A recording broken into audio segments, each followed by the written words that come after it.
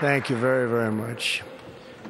Vice President Vance, Speaker Johnson, Senator Thune, Chief Justice Roberts, Justices of the United States Supreme Court, President Clinton, President Bush, President Obama, President Biden, Vice President Harris, and my fellow citizens.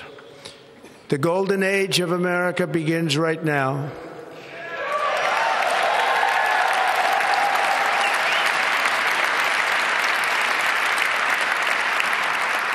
From this day forward, our country will flourish and be respected again all over the world.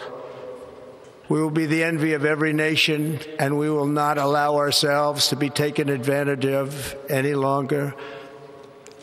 During every single day of the Trump administration, I will very simply put America first.